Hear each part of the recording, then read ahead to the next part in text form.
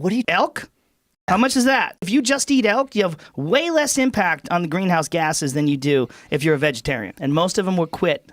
They're going to quit veganism and they're going to start eating meat again because of their health. Yeah. That's the truth. It's some ridiculous number. Google this. How many vegans wind up quitting and eating meat? I wonder if they've ever done a study on that.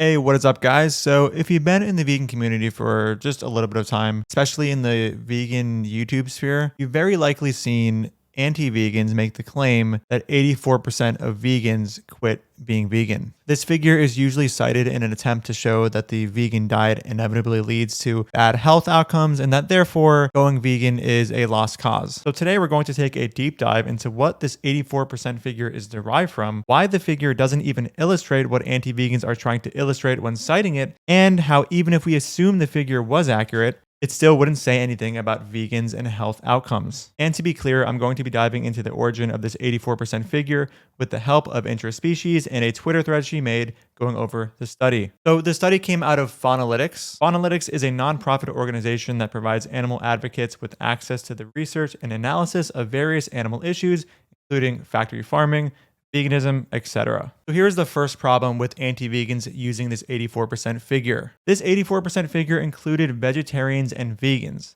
So to claim that 84% of vegans abandon a vegan diet by using a figure which included vegetarians is beyond idiotic. Secondly, if you take a look at this chart, you'll see the study even took into account vegans and vegetarians and their motivations for taking it upon themselves to consume a vegan or vegetarian diet. This is important to take note of because diet adherence varied between groups depending on their motivations. Those who were consuming their diet for ethical reasons were far more likely to adhere to their diet than those who decided to consume one for reasons like health or taste preference. It's also important to note that 53% of former vegans and vegetarians, or the ones that gave up, adhered to their diets for less than a year, and the majority, or 58% of current vegans and vegetarians who did not quit adhere to their diet for more than 10 years. And now I'm going to read straight from Interspecies in her Twitter thread going over why these numbers are actually important, mainly because she articulates it very well. And to be clear, her thread was initially meant toward Kevin Bass, somebody who is now basically an anti-vegan and who was citing the Faunalytics study to show vegans are likely to quit. So you're going to hear her address Kevin quite passionately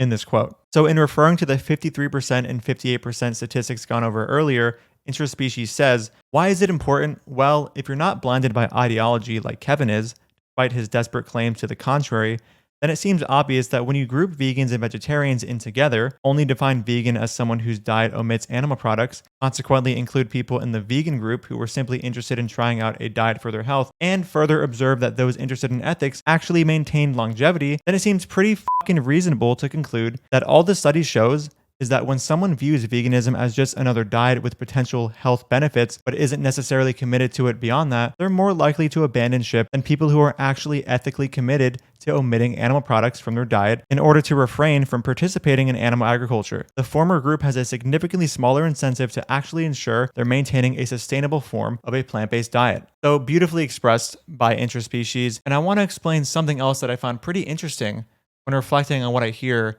from anti-vegans all the time. I found it interesting that the majority of vegans and vegetarians who didn't quit committed to their diets for over 10 years. I find this interesting because, although I can't find a specific screenshot of this, I've seen many of the anti-vegans who cite this study say that long-term veganism doesn't work and that most people quit sometime after 10 years and that you cannot tell how your body is degenerating in the first year of being vegan, and that it takes many years for your degeneration to become noticeable. Of course, they never provide evidence for this, but anyway, this is a funny claim to observe when taking into account how in the Faunalytics study, the majority of vegans who stuck to their diet stuck to it for over 10 years, and the majority who quit did so in less than a year. Now, I just want to end this video with going over how even if we assumed that the study did show what anti-vegans claim that it showed, which is that 84% of vegans quit, it still wouldn't really do much for showing the inherent unhealthy nature of a vegan diet. I say this because, obviously, a significant amount of people quitting a particular habit or lifestyle does not necessarily mean that that habit or lifestyle